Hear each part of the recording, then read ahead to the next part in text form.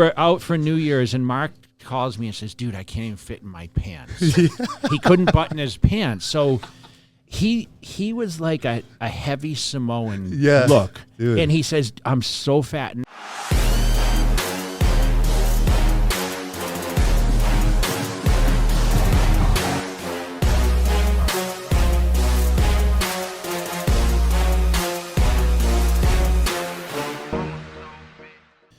All right, so we are back, Cutler Cast, episode 41. Finally, we locked the man. The one and only. Mark Anthony. What's going on, bro? What's up, brother? Finally, I got to be on. Get a little closer. There you go. I was wondering why it took so long, right, Matt? Yeah. Well, no, we had to say the best. We know you're a busy guy, so, you know, it's hard to lock you in. I know you're all over the place right now, and you know, we were talking about the gym culture in Vegas, and it's been a minute, you know, since you came here. I mean, we met a long time ago, but you know, tell me about kind of what's taking up a lot of your day right now. You know, as of late, the last 2 years, since I stopped competing, last show I did was in 2017. I've just been really busy with, you know, online coaching. My wife, Jennifer Dorie, of course, because she's Ms Olympia, Bikini Olympia, and she's been, you know, pretty busy with travel and training and, you know, getting ready for Olympias and all that kind of fun stuff. But I just try to keep myself busy after competing because, you know, I was entertaining the thought of competing again. I told you no. Yeah, fortunately, you talked me out of it. Why are you being a bully? Why don't you let him just do his thing? Come on. No. I'll say this. Everything that Jay's ever told me to do or not to do, if I've ever gone against what he's told me, I've failed miserably. So if Jay actually says something, you still don't listen? No, I listen now. I listen now in my older age. No, but you know, you're busy, man. It's like you text me last night, you were training super late. I know you guys are kind of getting into the rhythm now because the Olympia is coming up the end of the year, which is kind of weird time. It's the first ever that it's been in December, and obviously you've been on that stage, but you know, you guys are creating bigger stages now. Talk a little bit about the High Roller show that's coming up here on September 10th, which I'm going to be present at. Yeah, thank you. We're really happy that you're going to be there. Of course, it's my first NPC show, and of course, I mean, I would want you there because, you know, a lot of my personal development as a man is because I you know, because of you and your guidance, and you know, just kind of protecting me from making bigger mistakes than I've already made. But it's going to be September 10th at the Alexis Park Resort here in Vegas. And it's something that I've been, you know, asking Tyler Mannion for a few years. And finally he gave me the sanction. So that's been taking up my life pretty much day and night for the past 6 months. Is this just an amateur event, or they actually have a pro part of it? Yeah, right now it's just going to be amateur. Okay. Yeah, I'm happy with that because I really want to focus on, you know, the amateur competitors and people that are coming up. I'm sure we'll entertain a pro division one day, but I'm really enjoying, like, you know, really engaging with people that are, you know, interested in competing in our show and people that are competing in our show because, you know, I remember being there, so I want to give them the best experience. And, you know, we're really working hard on the production. You know, we've been overwhelmed with support. We have over 35 sponsors. Crazy. I know you told me some of the big sponsors, title sponsors, and big sponsors that are really coming to the, you know, they're coming to the table and saying, "Hey, man, we believe in what you're doing. We love you and Jennifer. We want to support." You know, so it's pretty cool, dude, because you came to Vegas and for my first show in 2011 to compete, and that's kind of when we first met. And you had the cornrows then and all that. And I remember the guy from Muscle Tech, I think it was Coy, hit me up and he's like, "Hey, you know, our buddy's competing, you know, he's from Toronto, and I found you at the show," and, you know, we became like best friends, you know, and of course, you know, you kind of were the start of the Men's Physique, right? Here, let's do this. Before we get there, let's go back to where are you from originally? Let's go back to and build up to that. Where are you from? So I was born in a small island called Trinidad and Tobago. 2 islands, 1 nation. Mm-hmm. Trinidad and Tobago. It's in the Caribbean. A lot of there's not a lot of bodybuilders that are from there. Darren Charles was like the main guy from Trinidad and Tobago that was very popular. So I lived there until I was 9 years old, and then moved to Canada with my family, my father, mother, and my brother. A lot of my father's siblings had moved to Canada when they were studying in university, ended up staying there. Okay. And, just living in the Caribbean, it's not as progressive as it is in North America. So my father was looking for a better opportunity for us. And then we moved to Canada at the age of 10. And then I moved to Vegas at the age of 30. But, bodybuilding has always been like a passion of mine. I've been following it since I was a kid. That's where I discovered Jay and magazines and stuff like that. So now, when you and I were chatting before, you actually were training to be a regular open bodybuilder for years. Well, he was an open bodybuilder. Yeah. So talk about like through when did you first look at it and say, I'm going to start competing? So I was just working out because I enjoyed working out. It felt good, and had friends that were bodybuilders, amateur bodybuilders in Canada, and they were competing, and I would just always help them and with a tan and whatever. Particularly a guy named Alan Riley, who's still around. He trains at Pure Muscle and Fitness in Oakville at Dorian's gym, and was that in Oakville? I mean, I used to go to Muscle Tech headquarters was in Oakville. It's right, it's close to there. Yeah, is it really? Yeah, it's close to there. Okay. You know what's messed up? We still haven't been to that gym. I know. Well, we were going to go, and then the pandemic. The pandemic. So shout out to Pure Muscle and Fitness, Dorian Hamilton, and his brother and Noah. HD Muscle, because I know they're your sponsor. So okay. So go ahead. So you were. What's your first show? So my first show was in 2004. It was a bodybuilding contest, and at the time, remember, it's 2004. There was no other divisions for men. It was just bodybuilding. So just by fluke, the guys that I was training with were like, "Why don't you try competing in a show?" Greg Kovacs told me that, the late Greg Kovacs, and he was like one of the biggest humans ever. And did Laura Cravell train you? I remember I told you Laura Cravell. Yeah. Laura Cravell trained me.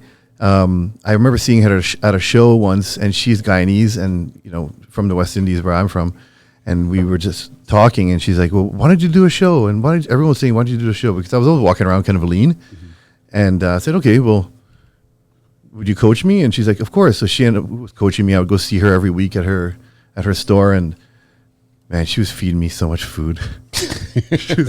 I'm like, how does this lady get shredded eating all this food? And she was very like lenient with my diet, but she was a nice lady. She taught me about posing and stuff like that. So I did my first contest in 2004, and I placed fourth in the middleweight division, and I was so happy. I was like the leanest I've ever been. Mike Asadou actually helped me with that show as well.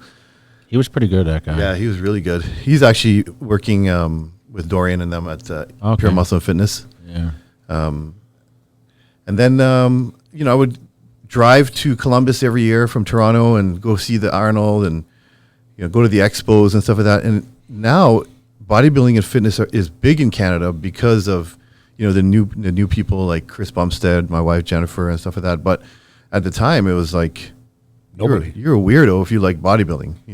There's a ton of Canadians that are at the top. No, there was some good, like Henderson Thorne was there, and Jason Markovici was there. Henderson, Kovacs. Yeah, Kovacs, Bob Weatherall. Remember Yeah, Bob, yeah. Bob was great. Ben Pokulski, Fuad. Yeah. That's when it started getting more popular, And then I was visiting Vegas often. I was going to the USAs and stuff like that. And the first company that sponsored me was a company called Ripped Freak. Don Govro and Alex Sava, two guys that were working. I believe they worked for Muscle Tech, then they worked for another company, and then they did their own company. And that's when I was wearing the braids and stuff like that. And that's the brand that actually kind of put me on the map, because they were sponsoring shows in the U.S. and people were recognizing my face to that product, because at the time they were using an ingredient called geranium oil, which now is banned. It's banned. Yeah. It's obsolete. I don't believe you can get it anymore. And now the synthetic is, I think, DMAA, which is banned. But that product went through the roof, and I started visiting Vegas, and I loved it. What were you doing at the time, though, for work? I want to talk a little about your history back there. Yeah, so in Toronto, I was a nightclub host, nightclub promoter. For what club? Century Room, Maison, Fluid, remember the white Hummer out front? Yeah. So Drake used to pull up there in his Phantom. I used to, when I was in the music industry, we used to always go to the government. Government. Because I managed Mad Links. Like the real underground club, or It was like a massive. I went to Rave it one club. time. Yeah, I walked through and I walked right out the back door. Insane. Vince Pay was there. He was Yeah, there. that's right. Yeah. Vince Pay was always there. Yeah. Yeah. He was part of my group that we would hang out with, and that place was insane. It was like an after hour. one? It was called The Government. So Drake wasn't big yet when he. No, he was right? He was just getting popular, and he would pull up in front of Century Room in his Rolls Royce, and I remember he had an old Phantom, the big huge Yeah, one, yeah. and the plate said "New Money" on it. And I used to go to Canada on a regular because I managed Mad Links, he's half Trinidadian Yep. Tobago, and he had a radio show with Cardinal Official, and we used to fly back and forth every month, and he would DJ at the Government, or Right. Tattoo Rock Parlor, Yeah. and then he would do his radio show, and we'd go up there for Caravana every year, which is like the largest Caribbean festival in the world. the largest Caribbean It's a festival. million people Huge revenue in for Toronto. the city. Yeah, It's just A lot of I love Toronto.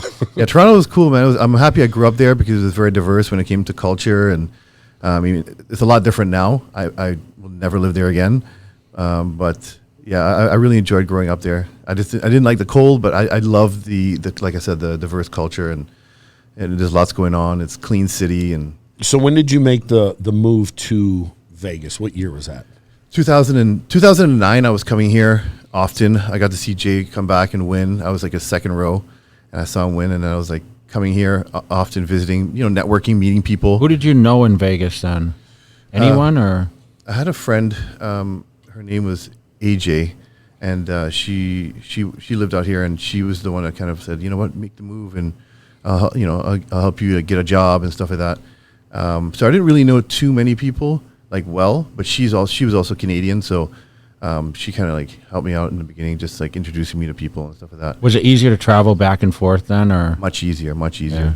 I mean, it was still a little bit challenging because I would get did they question you? Why are you going here? They would question me and say, why are you going there? Are you going there to work? And at the time, I wasn't coming to work. I was just coming to hang out and train and and learn more. And then I said, okay, I'm gonna compete in the NPC, because I had asked John Lindsay at the time if I could compete, and he said, yeah, as long as you have a U.S. address. So I bought my NPC card, and I think at the time it was like $80. Yeah, it was cheap. Yeah. I think it's like $200 now. Yeah. And I did a John Lindsay show in California. But you and I had started communicating like right when I moved there, because Coy had connected us. Yeah. I remember Jay had texted me because Coy gave him my number, and Coy was like, yeah, I'm going to set you up with Jay. And Jay texted me, and you said it was you. And I was like, what the fuck? Jay you just fucking text me. Yeah. So I texted my brother and my dad. I'm like, you won't believe this, And then I remember I came to hang out with you at the Mandarin, and that was it, man. From there, we never. Larry's laughing over here. He had a big smile on his face. I mean, we mentioned the Mandarin. The Mandarin. That was What a dump that was. that was a legendary time, man. Yeah. People will never know about that. So do you decide to compete in my first ever Jay Cutler Desert? Yep. Which was at Red Rock, and did you win or? So you had told me, you're like, remember, because I just did the Arnold Amateur with George Farah. Okay. I placed 5th in classic bodybuilding. That was the division I did. You had to be a certain height, and my weight cutoff was 175. So it was like a middleweight bodybuilder. And I said to myself, I just want to get a trophy. I just want to get a medal. So I placed top 5, I got a trophy, and then I wasn't sure what I was going to do after. And then you had told me, listen, there's a division that's coming out that I think you'd be really good at. And you kind of broke it down for me, and I was like, really? I can't pose? And you're like, no, just trust me. This is gonna be good. It's gonna be a big division. And you were right. Again, this guy just knows things before we know it, man. It turned into be one of the Jay Stradamus. Yeah, that was turned into be one of the biggest divisions in the world, because now I'm a show promoter and I'm looking at the entries, Mostly men's physique. Men's Physique and Bikini. So I just What's your personal, like me and him talk about this all the time. What is your personal opinion? Why do you think Men's Physique and Bikini get the most entries? I feel like they get the most entries because, people out there, if you're a fitness enthusiast or you work out and it's something that's ever crossed your mind, like competing, this is more attainable. At least people think it is. They don't, until you really understand. Maybe not that elite level, but yes, to do it. Yeah, at the NPC level, it's attainable. And if you're someone that has like a decent physique and this is what you do and you really enjoy it, and you've always thought of wanting to be on stage, this is a good opportunity for you to try something. As opposed to if you were looking at an open bodybuilder or a figure competitor, it's a little bit, you think that Takes maybe a decade. I don't have the genetics for it, or I don't have what it takes to do this type of thing. So I think that's why it gained such popularity at the entry level. Yeah, that makes sense. Yeah. So then I did your show, Jay. I placed 5th at the first one ever, and I remember guys were I was wearing basketball shorts. I was wearing Livestrong basketball shorts because wasn't clear on what kind of shorts we had to wear. Board shorts. Now they were clear with board shorts, and I placed 5th. And John Lindsay told me that I need to get smaller. I was like 185 pounds at the time, and I placed 5th. And he's like, "You got to get smaller and more shredded." So I was like, "Okay." Jay's show was like I think 2 weeks later at Red Rock. Remember? Yeah. Yeah. My first one. Yeah, that was great. That was fun. And then after that first show, it got so popular, online. People were talking about it. So going into Jay's show, I think there was a lot of guys that competed, a lot of local guys. Well, people came from overseas. That was the cool thing about having recognition all over the world. Like you can still compete. Like anyone from all over the world can compete in these shows. They just, obviously once they qualify, they can't win a pro card unless you have a citizenship. Right. So that becomes the issue unless they go to like now Arnold Amateur or North Americans, right? Yep. There's they're limited, but they didn't have Arnold Amateur then. No, Arnold Amateur is open to the worldwide, right? Yeah. And so is the Olympia Amateur. Olympia Amateur, yeah. But the other ones that's are right. North America or U.S. citizen. Yeah. So I think now it's changed a little bit. I know some guys, if you have certain documents here, you can compete in the national shows here now. Okay. Yeah, they changed the rule a little bit. I'm not certain on because now the IFBB has expanded all over the world, right? It's worldwide. I mean, that's kind of what they call it, right? NPC worldwide. Yeah, NPC worldwide. So, at the time, like, I think I suggested that, Mark, because, looking at your structure, like you were limited how big you could get. And obviously I was at the peak, right? I was Mr. Olympia when I promoted that show. I ended up losing in 2011 at the end, but I guest posed at it. And, and when I told you, hey, they're starting this new thing, there's going to be, they weren't sure the standard yet. Yep. But John Lindsay was right. Like you had to downsize. And we're going to talk a little bit about, because what you looked like then, compared to today's, dude, you get smoked. I get crushed. I mean, and that we've watched the division just grow, like size wise, to the point where, like, we kind of like. I hate when people say, "Oh, I'm not going to be a men's physique because I got to wear board shorts." These guys' legs are popping out of like a Brandon Hendrickson. Guys got legs now, like crazy. I mean, even Buendia, he had really good legs, and I know, like, So I want to talk a little bit about. So you did the Cutler event. And that was in 2011. Yep. And when did you actually pursue the pro card? So right after Cutler, I placed 2nd at Cutler, right? And you and remember who beat you, or? I don't remember who beat me. I remember his face, and I remember engaging with him. Nice guy. He stopped bodybuilding, but I forget his name. He was really good. But that show was stacked. Your show was stacked. It had a lot of good guys from tons of guys from there were no shows in Vegas then. So when you talk about your high roller event, like it's one of many now. Yes. But I think it's a great time of year, the fall, and obviously you've done a ton of publicity for it, which is great. That was Men's Physique show. So there weren't pros yet. There was no pro in 2011. Okay. They only introduced the pro division in 2012. So all the guys that are competing, Yeah. it was kind of like having technically a pro level competition at Jay Show. Absolutely. Because nobody was pro yet. And during the 2011, all the national shows, guys were turning pro. Matt Christianer was the first. I remember. Yep. He was the first pro. First men's physique pro ever. And then Ryan from Ghost. He was one of Ryan Hughes. Ryan Hughes. Yep. Who else? He was with BSN, I think. At the time, he was with BSN. Oh, Steve Cook. Mm-hmm. He became pro as well. And then I turned pro at the North Americans. But after Jay's show, I went back to California and I did the John Lindsay show, the LA Championship, and I placed 2nd there. Then I went to North Americans when it was in Cleveland, and I won my class. See, and back then that was the only show you could have turned pro at. Only national show I could have done was the North Americans because you couldn't do the USA's or nationals because you were a Canadian citizen. Yeah, Yes. yeah. So that was like if you wouldn't have turned pro there, you'd have had to wait a whole year. Yeah, have to wait a whole year. One or done. Yeah. And then they introduced it in 2012. But at that time, the division was gaining popularity, and I was gaining popularity because Jay was putting me out there like, hey, this is my guy. I think he's the best, you know? And I remember seeing that. Yeah, and then in 2012 when they introduced the pro division, remember we did I did the Orlando. Yeah, I did the LA Championship, which is the first men's physique pro show ever by John Lindsay, and I won. And then we went to Orlando, the Europa.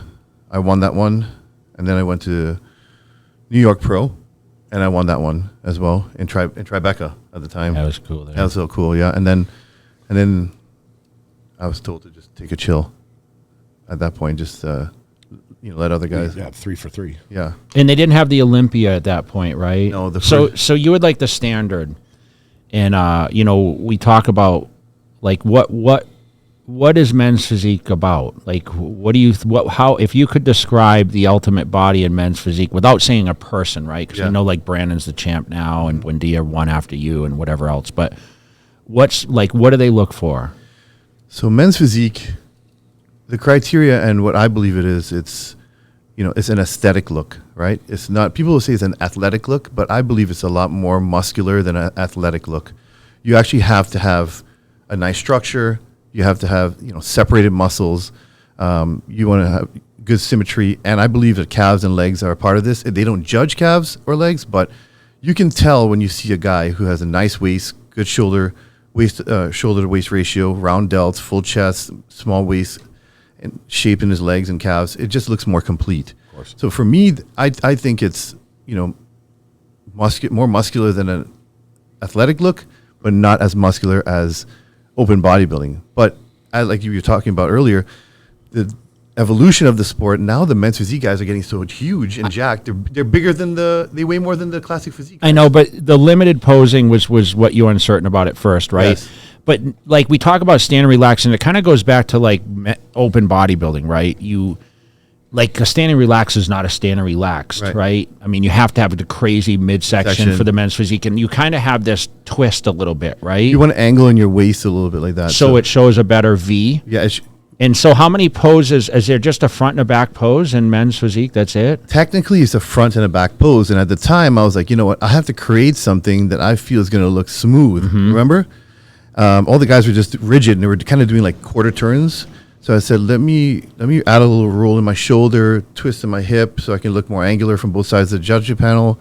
And, at the time, they were saying not to open your back too wide or look too big in the back. And now it's the opposite. You want to show within your back. But you were the king of transitions in the beginning. You made the limited poses turn into multiple, in my opinion, right? Thank you. Yeah, I take pride in that because now when I teach posing, I tell guys, you're only limited to certain poses, but you can create 1 or 2 shots of one pose. Of that pose. Yeah, going in from one transition to the next, or from one pose to the next, all in the transition. So, the posing that we see today, I feel like, I kind of started that, that essence, I should say, But, I mean, I love what it's turned into. I'm happy that it's grown so much because, we remember when it was nothing. Do they get pissed, though, if these guys put on a whole shebang, like when they do these transitions? And I feel now sometimes guys are getting a little too carried away with the hands. And because is it kind of distracting? Like, it's like the men bodybuilding, Matt, when we, like, a lot of guys would take forever to get in the poses. It's like, and they would just, I remember Weinberg would just be like, hit the pose. Yeah. Yeah. Because it's like the whole transition time. You notice that like, too, like, I'm going to talk about the open guys where you'll see them move around, and they'll hit the pose for like a half a second, and they stop. Yeah. And you're like, yo, that was supposed to be ab and thighs. You didn't even hit it. You just moved around while everyone else was hitting it. Listen, Sandy Williamson said, the more time you spend on there doing things that are not the pose we're looking for is the more time you're giving us to find imperfections. That's a fair statement. I know, but dude, so right now, there's like 70 guys qualified for the. Is it? Well, it's so how many? I looked up going into this year's Olympia. Right. And down the road, I'm going to have a rant about this. Okay. But there's over 50 guys right now in men's physique qualified, and there's still another 15 plus shows. Yeah. Plus, I don't know if points matter in that division. So going into this year's Olympia, how can you judge 70 guys? This is why I'm not a judge. Good, perfect answer. And I'm sure that they have some sort of system and procedure that they Can you imagine how packed the stage is going to be with the rows of guys? I can't. I mean, You got to kind of have an idea who's coming to this contest in order to know, okay, I mean, last year is obviously top 5 or whatever, right? But you said there's a lot of new faces coming in that are dangerous. A lot of new faces that are dangerous. Men's Physique, you can't slip because there's some guy who's fairly new, like this kid that just won, Daniel Amon. He just won the Texas. He just won the Tampa. And I'm happy I got to speak with him because he's a great kid. You know what I mean? Like, he's a father, a husband. His wife is deployed, and he's, doing his best to compete in these contests with all that stuff. Like it's hard to prep. Does he have the goods in your eyes? I'm a fan of his. Yeah, I think he. I'm sure there's a certain amount of people that you feel could win, but is he a legitimate threat to win the title? Like I said, I feel like if the top guys are slipping, he could come in there, and he's got everything we just spoke about, the criteria. He's not the tallest guy, but for his frame, he packs a lot of muscle. He kind of has the same height and structure as Jeremy, and I feel, and not to take away from any of the guys right now, Brandon, obviously, he's a 3-time champion, and he's my countryman. I'm a fan of his. I like Brandon a lot. Aaron is a new guy that came in and is really impressive. It seems like everyone is picking between them. Yeah. But Diogo came in 3rd last year from Brazil, and he's a much smaller guy than both of them. And now this Daniel guy is got a similar structure to Diogo. So you don't know what's going to happen. Fortunately, Tyler Mannion is very on point with who's coming up and who's winning shows and stuff like that. He's very in tune with all the athletes from new to veteran, So I feel like at the Olympia with that many guys, they'll have an idea, like you said, of who the top dogs are, but they also know who the new guys that are dangerous. Slide in there. Yeah. So I think him winning Texas and Tampa is like a statement going into the Olympia. Is he going to do any other shows, or is that it? I'm not sure if he's going to do any other shows, but he's being coached by Ariel from Cuts, who's the guy's really good. All his guys come in super condition. And like I said, the guy's a family guy. He speaks articulately. These are the things I admire, See, I like hearing this because I'm not familiar with him, but knowing that there's another guy coming up that could potentially shake stuff up, it makes it more interesting for any division. Absolutely. Yeah, for sure. I know, but you talked about like not being able to pose, and I know you went back and forth, and I'm going to kind of give a little insight information because we're friends, obviously, and like you wanted to transition to Classic at one point because Classic division came about, but you were able to win. You won one, right, Mr. Olympia, and then you saw Buendia won after you, right? And since then, it's been Brandon, right? Yeah. So there's only been 3.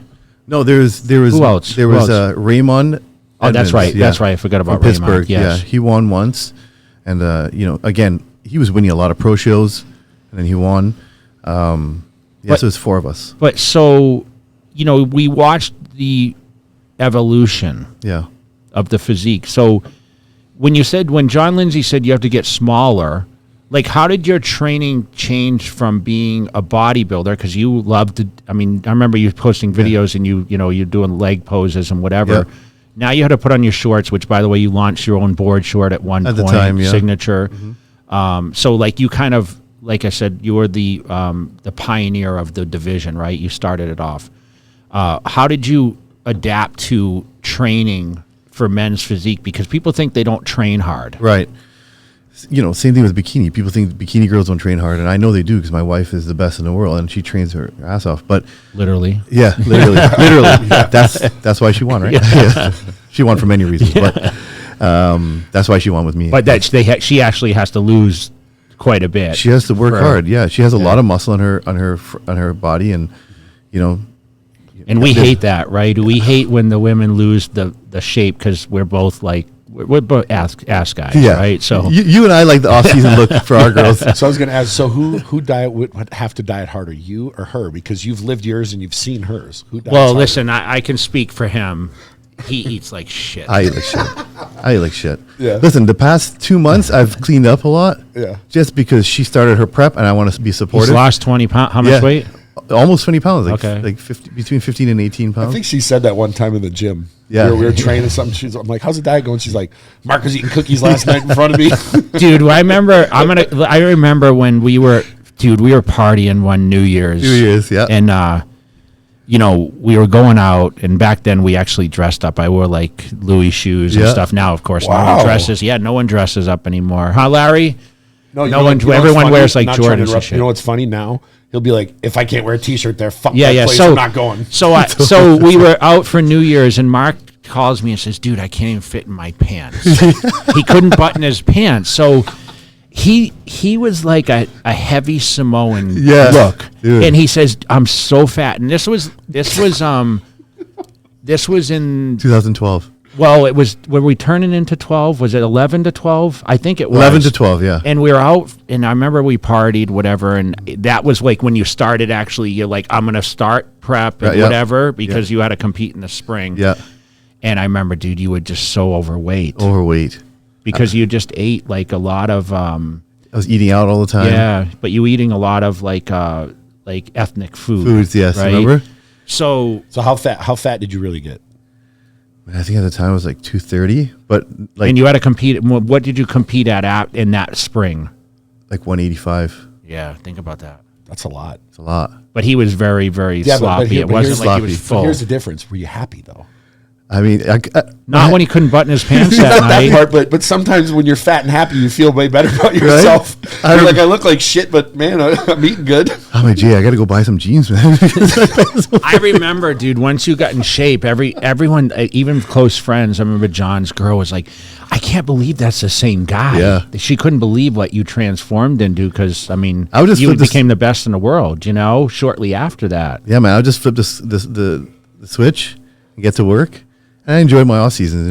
Probably wasn't the most productive, but I flip the switch for like half a day every once in a while. That's how I am now. He is. Yeah, that's Yeah. how he is. But That's how I am I'm now. trying to, this podcast will keep him on track a little bit. So, Yeah.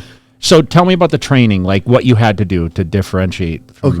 okay. So to get smaller, like I was like, George Farrow was my coach at the time, and I would ask you, and it was just more volume training, and I just had to get a lot tighter with the diet, and bring in deeper separations and just be leaner, be a more like a flatter version of what I wanted to be, because bodybuilding was in my head, and I wanted to be round and full. So how many meals a day was your average meal schedule? So it was just like bodybuilding, 5 to 6 meals. And what was the calorie swing from when you were trying to build versus like cutting down? Because a lot of people want to know that. Do you know calories, or you just no protein, carbs, and fats? Yeah. My macros at the time were like, I think like 250 protein, 300 carbs, and like 40, 50 fats, and it would decrease as I went on with the prep just to get more conditioned, just based on where I was at.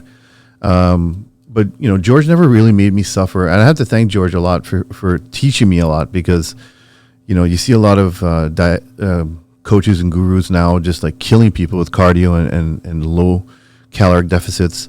And he really taught me that if you train your body to adapt to eating, you can get lean with just food and not have to kill yourself with exercise or enhancing or anything like that. So I was fortunate I didn't have to really suffer. For me, it was just the time.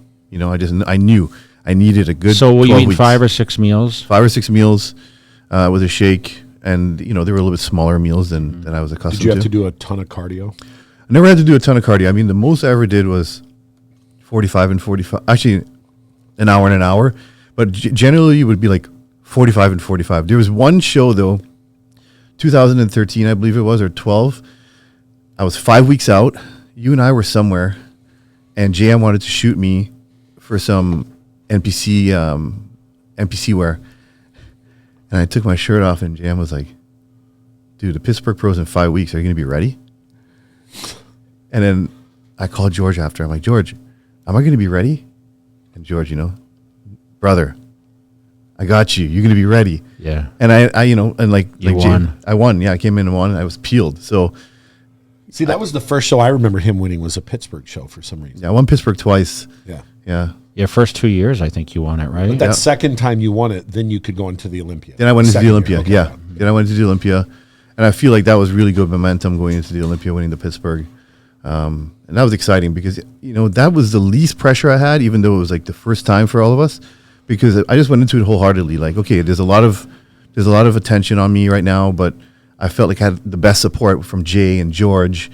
And, everyone was like, excited about it because, it was a new division and it was exciting. So, and then after that, 2014 is when I was defeated by Jeremy, and I went from first to sixth. But then I feel in that year, the look had changed because I was seeing guys coming up at the national level, like super jacked. And I was like, man, am I going to be able to? So going into that, after you win the first one, going into your second Olympia, you kept the same type of look? Kept the same type of look. I was actually a lot tighter and a lot harder, but it just wasn't enough, Jeremy was just, for me. He was second to you the first year, though, so make sure you mention that. Yeah, he was second to me the first year, and, that's when they saw that he was like, this guy's good. And then he went on to have a really good pro season after in 14, and that's when he won the Olympia. But I have to say, when it comes to men's physique champions, even though Jeremy and I had our differences because we were competitive, his physique was my favorite of all, I think. I was just going to ask you, who do you think had the greatest? There was one year that Buendia won so convincingly when he had the square shoulders. What year was that? So was that I think 15 it was or 16. 16, okay. Yeah, it was him, and it was because he lost in 17, right? What did he win in 17? He lost in 18. Oh, okay. Yeah, but so in 15, it was a toss-up between him and Sadiq. It was so close. It could have been either guy. Mm-hmm.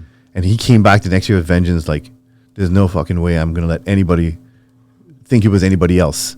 And that's when he was so convincingly. Do you think that was the best look a Olympia champion has had to date? I think so, yeah. Wow. Yeah. What do you think, Jay? Yeah, I always liked his physique, and, we talk about, like, the Asians that compete, because of the slimmer waist. Yeah, small joints. Remember, I mean, when I asked you, like, hey, well, how would you describe men's physique? You got to say small waist, right? And that's the thing. Like, I don't think your waist was as small as some of these guys, and I think that's, no matter how lean you got, it's that created V-taper, in the wide shoulders. And we see, like, a lot of the current guys, like, that wide taper. Yeah. And it's important. I think Jeremy had the shorter legs, and I think he had a longer torso, so it just accentuated, like, what the look was.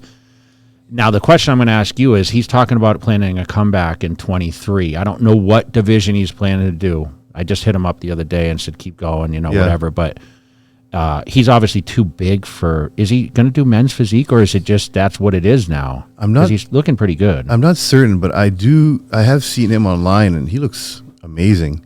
Him and I are both working with Transcend, and Jesse Kessler, one of the owners of Transcend, has been helping him. And I said, Jesse, whatever you guys are doing is working because he looks great. I feel like he can do classic if he wants to, but even myself, when I thought that I could do classic until I really started paying attention, and I'm like, you know what? This is bodybuilding. They're monsters. Well, you got to look. You got to look at Bumstead because he's like the signature, and someone like you who was Mr. Olympia men's physique, right? You already have your eye on like the top. You're not going there to be like, well, I'm going to do classic and place in the top 10. To participate, fuck that, Yeah. So for me, it's like, and that's how I was. Like, people always said, oh, you're going to come back and this and that. Like, I couldn't come back thinking that, I was going to beat Phil Heath or something like that because it wasn't, I only knew winning, right? Right. So, for like looking at the physiques and whatever else, I mean, is there a chance, And I had to be realistic. I had to say to myself, I'm a former champion. Do I want to come into this just to participate, for myself? And I was trying to convince myself, like, yeah, this is what I want to do. But, the truth is we prepare to win every day. And it just didn't make sense. So you're realistic. I had to be realistic. And fortunately, I got so busy with work and other things and other business endeavors that I said to myself, now I can take that passion and that effort that I would put into a prep by handling my businesses and in making money. Yep. So plus I'm in my early 40s now. It's just, is it worth it? Is it worth it? Yeah. And I'm happy. I listened to Jay and I listened to myself, and I said, as much as I would like to do a posing routine, I'll do it for my wife. You know what I mean? I hope she films this. Yeah, and how posts it is online. how is that like? How is it now? Like you, I mean, there's not many Olympia champs that the spouses have won a title, right? Yeah. And you and Jennifer met, obviously in the circuit. Yeah. She wasn't the winner at that point. No. She was just coming in fresh, right? Was her first? She got fifth or something in her first Olympia. Her first Olympia. So we met in Tampa at the Tampa Pro, and I had Nicholas Vouliot here, and he from Switzerland. One of my close friends. Yeah. He was preparing here for Tampa, so I went with him to Tampa, and I had saw Jennifer on a Canadian Instagram page, and I was like, "Damn, who's this girl? She's like really good, and she's really hot." So I'm in Tampa. I leave the hotel to get an Uber to go to Whole Foods to get food for Nicholas, and I see her pulling up in an Uber, and I'm like, "Damn, that's that girl." Anyways, long story short, we met there, and of course her number was 222, my favorite number, and I told her that's my favorite number, and she didn't believe me until we got to know each other better, and her first Olympia she placed 10th. Wow. Yeah, she had placed second at the Tampa, and that qualified her for the Olympia. She placed 10th, and then her second Olympia she placed 5th, third Olympia she placed 2nd, and then her fourth Olympia she placed first. Yeah. So, I mean, it's great. It also gave me more encouragement to step aside from what I was doing, the competition thing, and focus on her, because now I felt, more purpose in serving her as opposed to myself. Do you think you're her worst critic? Like, you have an eye, obviously, and I mean, you had to be perfect. Like, do you look at her? Are you like the eyes? Like I always say to people, I hate the word coach. Yeah. So I say you need a great set of eyes, someone that knows, because a coach obviously doesn't sometimes, I have to learn someone's body, right? It takes like a few cycles to do that, like contests or whatever. Like you now, like you are in the trenches every day with her, and obviously like you were training with her last night. Like, and I texted you the other day, and you're like, I have to go to the gym with Jen and make sure she's training, right? Yeah. How does that, like, are you like nitpicking on what she does or how the physique is looking? So this is a tricky thing, because when it's boyfriend, girlfriend, or a spouse relationship with critique, it's about how I deliver the message to her, right? And we make a lot of decisions together. Fortunately, she's very savvy with her body and her digestion, and she's realistic. So we make a lot of the programs together, her diet together, and we agree on it. We put it in play, and we see how it works. So this off season, she had an amazing off season because she didn't have to compete, and she kept her body weight 10 pounds under what she usually goes to. So she stayed leaner in the off season, and now her body's fresh. So we started her prep 3 weeks ago, and her body's responding so efficiently. And she's having one cheat meal a week. She's eating a lot of food. She's eating 200 grams of carbs, and she's getting leaner and leaner and leaner. So to answer your question, like I said, it's just how I deliver the message, and we plan things together. Do you feel that carries over to your other clients too? Because I know you work with Fit Body Fusion, which now they have a lot of coaches, including like Terrence Ruffin, your wife. I mean, Terrence is not there anymore. Yeah. Oh, he isn't here? No, he's not there anymore. But yeah, they have a really good lineup and roster of coaches. Jamie DeBernard, the founder of the company, has really allowed us to run our own business under her umbrella, and she wants us all to be individual coaches, like with our own style. That's what creates dynamic in her company. So between Jen and I, we have like 150 or 160 clients, and they're all competitive people. Most of them are competitive. She has more lifestyle people. Yeah, I'm more working with competitors. But yeah, so far her prep has been going good. And the past few years I've been with her. I've literally been with her at every show backstage, right before she walks on. So it's like we look at each other like I'm saying it, she's thinking it. So we have a good connection that way, and she listens to what I have to say. So, and like I said, we put things in play and we see how it works. And so far we've been having a lot of success. Tell me the pressure of being Mr. Olympia. Like, especially the first ever, like, did you I mean, we talk about being ambassadors, and you were around me, and you saw like how I was reactive with people, and going to the expos, and at the time, like the expos were really exploding when you were winning. So was there pressure because the expectations? Like I always had to walk around, and I really didn't care, but like I was always showing the physique, right? Yeah. Did you feel the pressure of being Mr. Olympia? Like once you won it, was it like a huge monkey on your back because you had that bullseye? I didn't really feel pressure. I actually enjoyed the process of it more than anything because I had you and George to like mentor me. And like you said, I was around you a lot. So I paid attention really closely with how you engage with people. And of course, like you have to have the character for it as well. Like I can't change my character to be someone else, but I did learn a lot from you when it came to like, you were always the last guy at the booth. Always. You always took time to engage with people, and it was authentic, so I didn't really feel pressure. I was just more enjoying the ride and really learning from you. Like you mentioned, I came out with my own signature shorts. I was the first guy to do that. Other guys are doing it now, but like I said, I paid attention to what you were doing, and you were always coming out with new T-shirts and merchandise and stuff like that. And you were always encouraging me to do these type of things because that's how I would, just get more popularity and people would be able to engage more with me. I called you the new breed. You remember that? Yeah. You call me the new breed, and I kind of, I love that. I love that title. I think someone just uses it now, though. New breed. I think it's a supplement company or something. Is it? What's his name? Patrick Moore. Oh, okay. Oh, he does. Yeah. Patrick Moore. Yeah. Yeah. I mean, there's a lot of great things were happening at that time, because it was new and like having you and George like behind me saying like this guy's gonna be the best in the world. It's like I feel there's a lot of shit talking with Men's Physique more than I remember. Like when Dia got hot at one of the press conferences, don't you feel like there's a lot more battles like in Men's Physique than almost open bodybuilding, like verbally and like who was he he was yelling at someone in the crowd. I forgot what it was. It was George Brown. Yeah. So it's I guess it's cool to bring attention and stuff like that.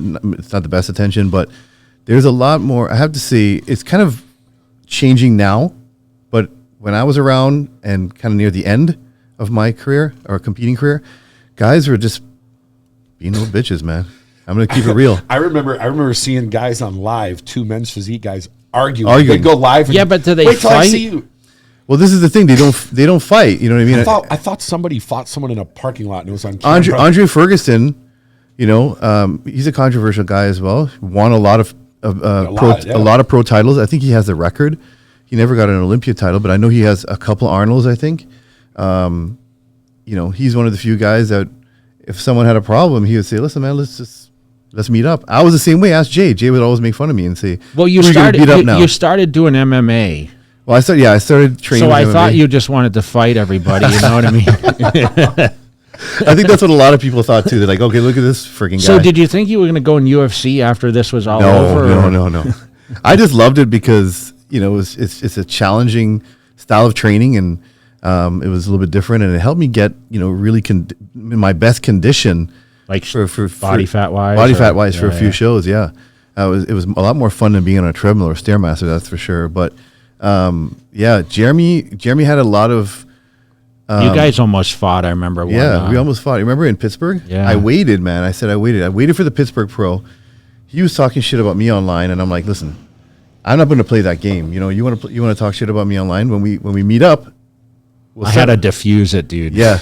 We were doing a round table for one of the Olympia. It was Olympia online. Actually, I think I was there. You might have been, but it was in Pittsburgh, and you were like, let's go inside. It was in a back room, and they were filming everybody in the circle. Yes. So it was 2015. I was there with Phil. Yep. I remember that. Steve Weinberger was there.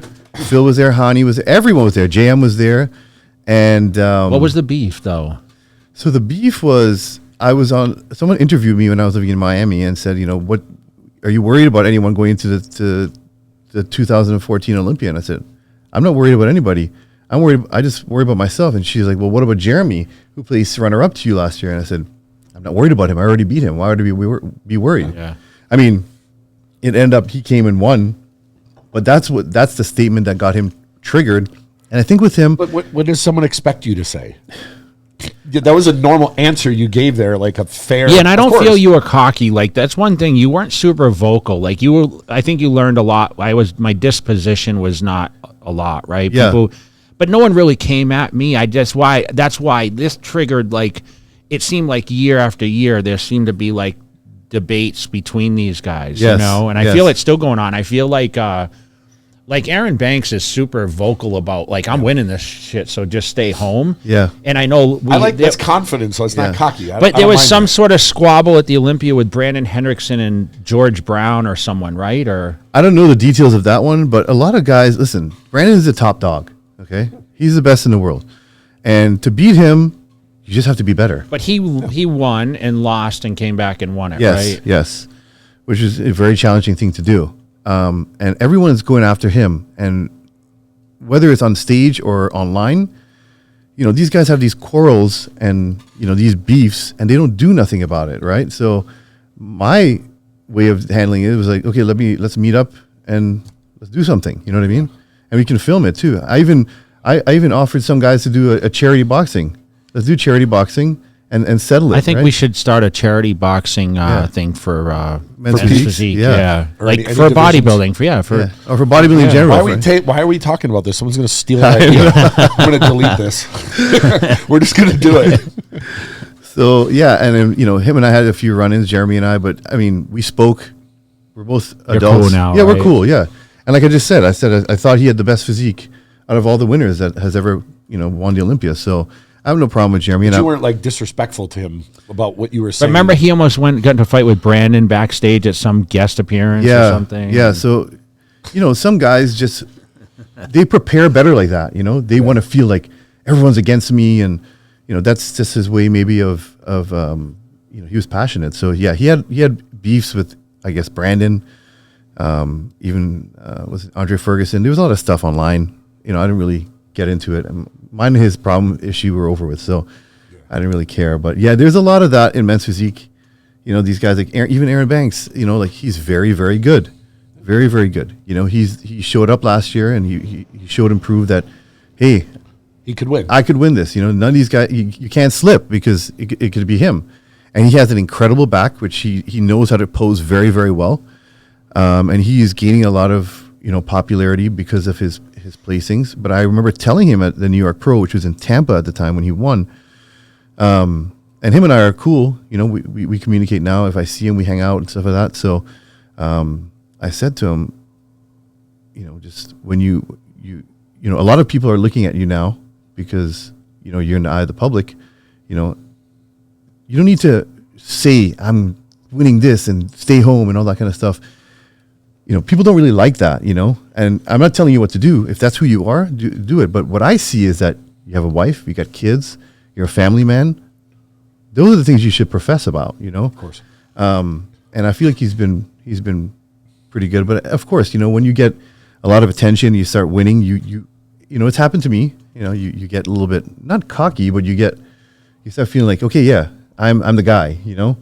And he still has to remember that in actuality, Brandon's the guy. So Until you dethrone him. yeah, exactly. So yeah, it's just the guys need to just chill a little bit in men's physique. Look at you trying to stir up stuff. You're a bully. Are you the best dressed men's physique guy? Hands down. You think so? Look at that. I think And there is no Brandon. hesitation. I think Brandon would argue that. Yeah, I mean, I just told you before we came on. I think Brandon has the best swag. Not just wearing the wolf. I know. Tell the us a wolf little stuff. bit about your shopping sprees, though. Do you think you have an addiction to fashion, or Listen, growing up in Toronto, you have to dress well to get into any. what was the good mall there that I went to and did a signing at? Probably Mills something? Or, was it Eden Center or no, I went to there too. But Von Mills? Von Mills. I Yeah. went there and signed it Yeah. for when Ice Gear or something. I Ice think Gear, Ice yeah. Gear was there. That's right. with Yeah, he had a store there. Randy. Yeah. Yeah. But the Eaton Center was like the big mall there. So were you always into like buying clothes and shoes and? Always. It's not a new thing. When I was working as a nightclub host, we had to wear suits, and you know, just we love fashion in Toronto. And It does show off the physique a little bit, though, right? Yeah.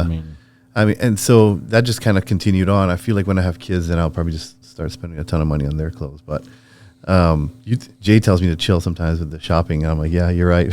So, Like, I don't spend anywhere near what you guys do on clothes, and there's times where I'll look at my closet and I'm like, man, I bought that shirt for I know, but $150 and I've never worn it. You're like a mountain man, dude. You know, Mark's like, that's one thing about him. He's decked out in Versace, which I have no idea why he does that. I love Versace. You know what's funny? Every time I think of Versace, I think of the Third Friday.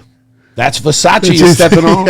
You can't spell Versace. F-O-Sachi. That's all I think I know, about. but who got you into the fashion? I mean, listen, you're very, like, your parents are very, very supportive. Your brother, Jay, is awesome. And, I'm disappointed he doesn't come down as much anymore, though. I know. I wish he came to visit more. He used to coming down a lot. He helped you prep for a lot of these shows.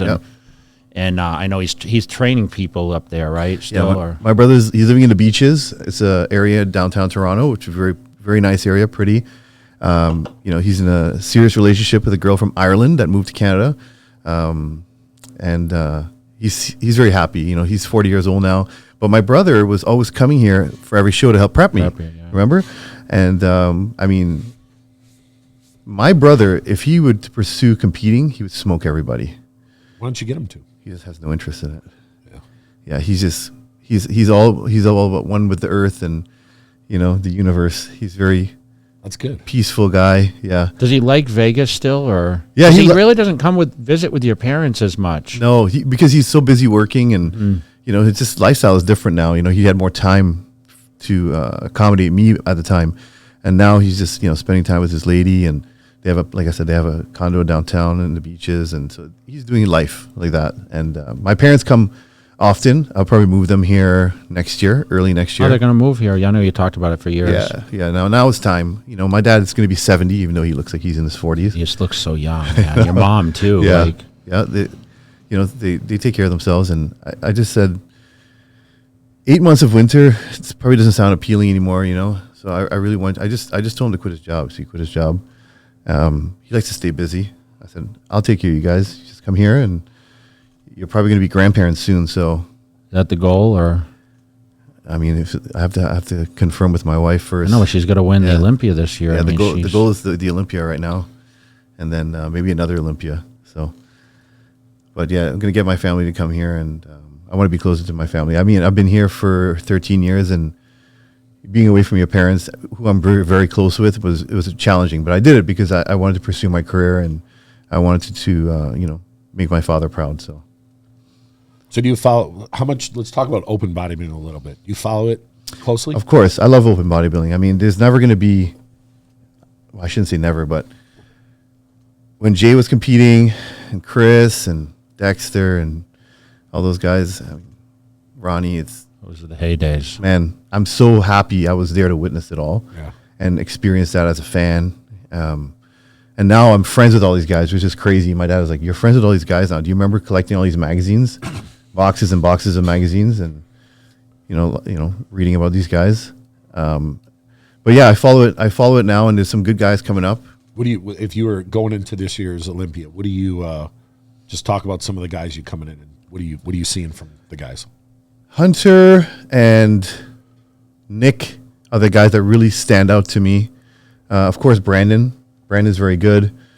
Rami's the champion. We haven't seen much of Rami, so we don't know what's going on. But Hadi Chupin, yeah, he's always looking crazy every year. Who else? What do you think about some of these newer guys? You see Andrew jacked at the gym. Oh yeah, Andrew jacked. He has it all, But is he as impressive in the gym as he looks when he competed at the Texas show? In the gym he's always covered up. So. But he's tall, right? He's tall. Big structure, big frame. You can see, what's happening under the clothes. But when I saw him in Texas, I was like... Oh, yeah, you were there. Tell us about that. I was there, yeah, supporting Freddie, and that was a great show. I was there actually to support my close friend Quinton Uria with HD Muscle. He's also a Canadian. He personally is my favorite bodybuilder today. Do you think he's going to be Mr. Olympia? I think he has the potential to be Mr. Olympia. Because he's 25 years old, right? 26. Yeah. Same shit. Yeah, he's got the shape for sure. He has the shape. He has the structure. He's just got some baby muscle, man. He just needs a little bit of time. And I feel like this off season, he really made some really good improvements. And what would you think if he did like what Phil Heath did, where he said, "Fuck it, I'm taking a year and a half off, and next time I come on stage, I'm going to be undeniable." I think he can do that. Because he's young enough to as well. He's not like, it's not like he's in his 40s. He's 26. I think he can do that. And I feel like now he's finally gaining his confidence. Yeah. Like you have to believe in yourself that you can do these things. If other people are saying it, you know, like people that are very seasoned in this industry have told him, like, listen, dude, like you could be the best. You know, you could be Mr. Olympia. He just needs time to fill out his frame, right, Jay? Yeah, I mean, he was here, he shot, and I told him this exact thing. I said, you got to be confident. You know, looking at some of his shots, dude, I mean, he can stand right with the best, but he's just got he's just got a little bit of a gap to fill. Yeah. And I mean, I think another thing, he's a little taller, right? Right. But he's so young. So young. Think about that. When I was his age, I was second to last at the Olympia. And, you know, there's a lot of shows. There's a lot of good guys coming up. But, you know, he had an outstanding showing. He just needs to just another year. And he made, like you said, great progress. Yeah. And, you know, but I think Jack kind of stole the whole show there. Yeah. Martin Fitzwater looked good. Yeah. But, you know, I've seen this Crizzo guy in person. He looks very impressive. I don't know if you got to see him when he was at Dragons, but, you know, the landscape is changing. You know, we have a lot of guys that are on their way out. And I mean the age-wise, like Ramy's coming towards He's approaching it. 40. Yeah, Brandon's getting there. And then we're seeing William Bonnick, we're seeing the Hunters and, you know, Nick Walkers and these younger generation coming in, and that includes Quinton also. You know, Ian Valere, he looks really good. Very good, yeah. See, I was telling Jay, like, when you look at the guys that are coming up now, some of the guys that could potentially move into that front spot, there's a bunch of tall guys, and we haven't had this in a while. Quinton's over 6 foot. Regan's over 6 foot. Yeah. Andrew Jack is this Michael Crizzo. Yeah. There's 4 guys, and they all have small waists and wide shoulders. Nice shape. We haven't had this in a while, even though Regan still has to grow, Quinton still has to grow, but there's a lot of guys coming up that have that potential frame to be Mr. Olympia. Sure. But who's going to jock for position and when and where? And if all these tall guys come to fruition, do these other guys... Like, do some of these other guys coming up, if Andrew Jack nails it, can they beat him? Listen, Andrew Jack has everything. He has all the tools. All the body parts are there. I mean, and when I interviewed him for NPC News Online after, he said that this was just 80%. Yeah, I still question why would you do in a show and say, I'm only 80%. You know what I mean? But I guess he was, from my understanding, and don't quote me on it, Flex Wheeler really wanted him to do that show. Yeah. He had originally planned for the UK Arnold, yeah, and he said, "Hey, jump in, you're going to win this," and hell of a decision, you know. So shout out to Flex Wheeler. So we're gonna, Jay and I are gonna see him in the UK next month, right? And there's gonna be tougher competition there because you got what's his name? James Hollingshead is amazing. Yeah, I think Fitzwater is doing it. So he's gonna stand next to someone who's super dense, which he didn't have in this particular lineup. And even Martin Fitzwater. From the last time we saw him in Vegas, Jay, remember? Yeah. He looks like a different guy. Yeah, he trains under Branch now, and Brian Dobson. Yeah. I mean, that's like he's in the midst of the hardcore space. So it seems like, you know, all these guys kind of migrate. Like you talked about coming from Canada to Vegas, and I think that really was like, hey, I'm going to go where it's potentially greater for me. Yeah. And you're seeing like Martin went from, you know, Colorado. Colorado. You saw Brett Wilkin move down to Florida. Ian's migrated to Florida. Chris Bumstead, the same thing. We're seeing all these guys now that migrate, but we still live in the Mecca. Yeah. Like, this is the hotbed for bodybuilding. I think it always has been. No, I feel like California was like the place to go because that was visibility. Remember, it started for me, visibility. Like, you had to go to California to be close to the books. But to be in the cultures now, and we're going to talk a little bit about the gym situation, like, you know, you spend a lot of time at Dragons. I know you pop over at Fit Club. You've supported LVAC and EOS's. You know, we've been to the Lift Factories and Yak's Fitness or whatever, Powerhouse, Iris and Hide.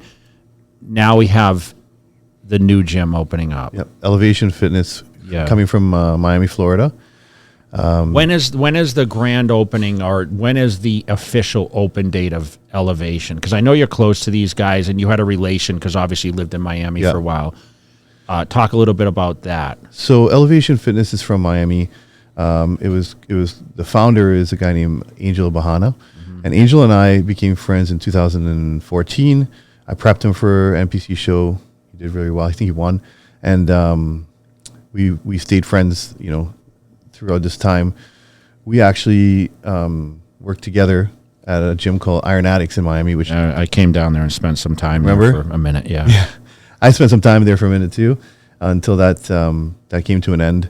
And Angel went on to open Elevation Fitness, and now he is expanding in different cities. So the first city they wanted to go to was Vegas, and as you know, like you said, this has become a huge market now for bodybuilding. Jay and I knew it before. We knew this was going to happen, and everybody's moving here from everywhere. And I like to say the cake is big enough for everyone to eat from it, because how many gym memberships do we have? And how many gym memberships do my clients or people that we know have? What's nice about Vegas is that fitness is very affordable, right? As opposed to different cities. Like if you're in a different city, like gym memberships are like $90, $100.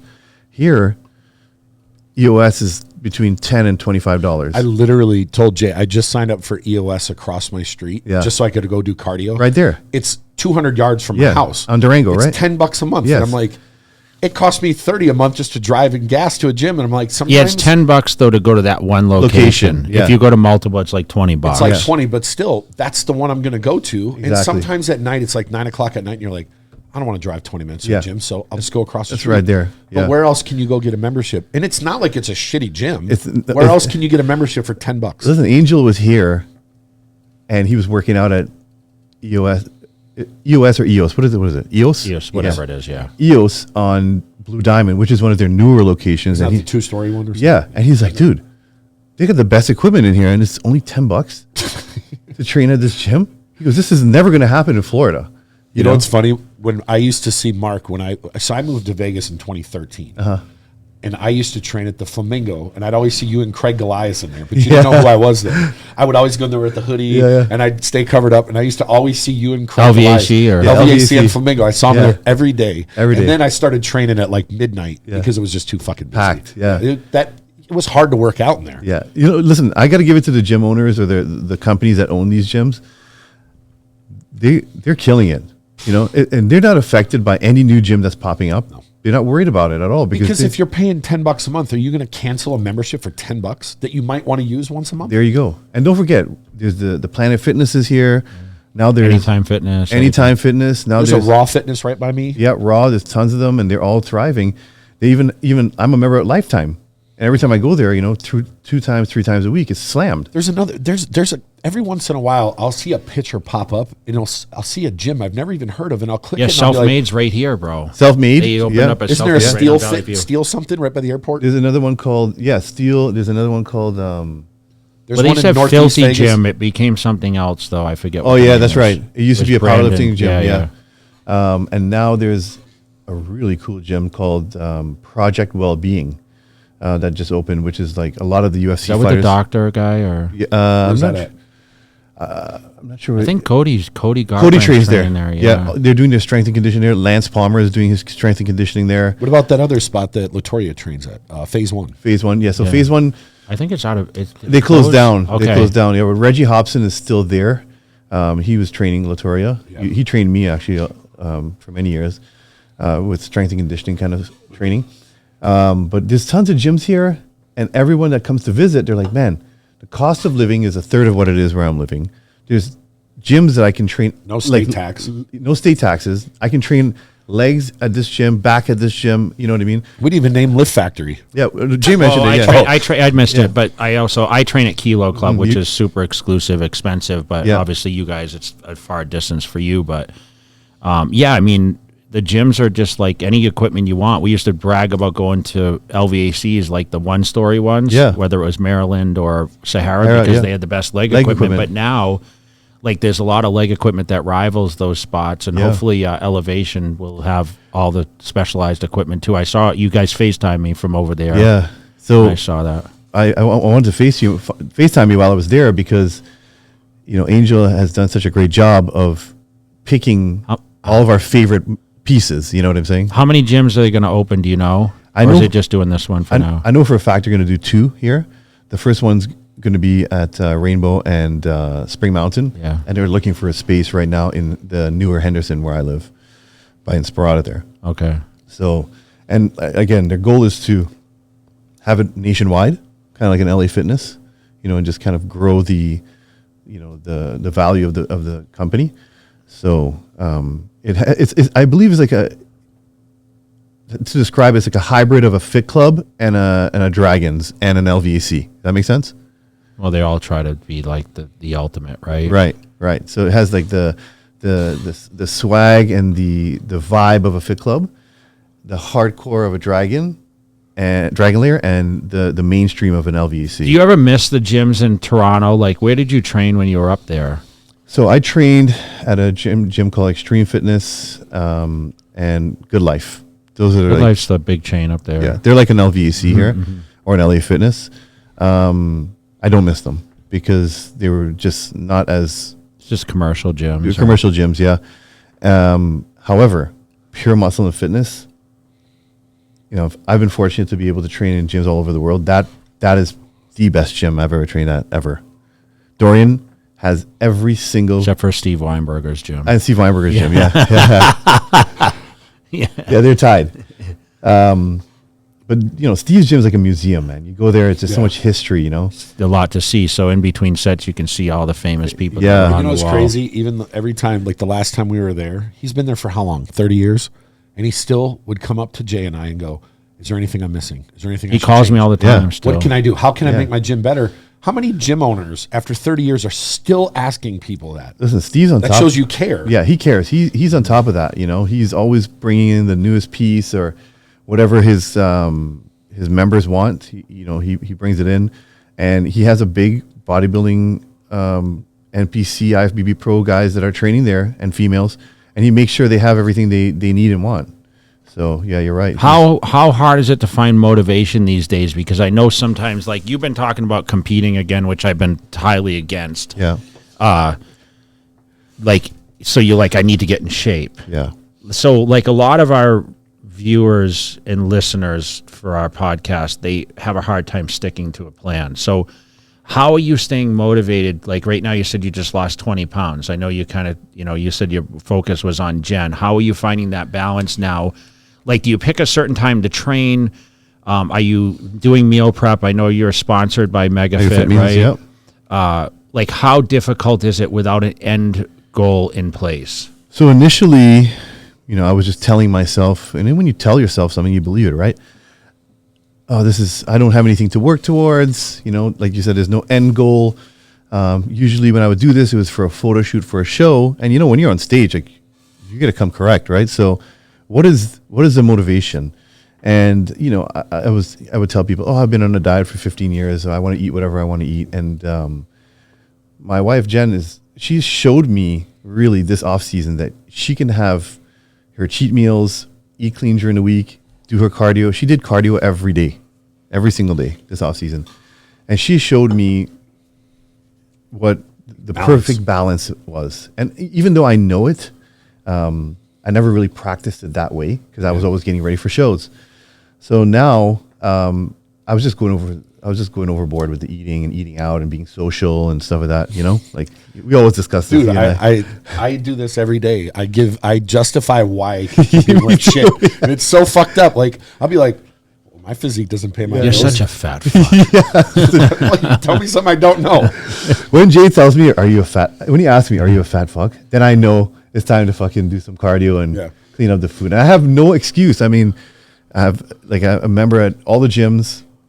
Jen is there to help me or, just to support me. And I have MegaFit meals. I have HD Muscle, Transcend. I have everything. I got the key to the castle, man. I have no reason not to be.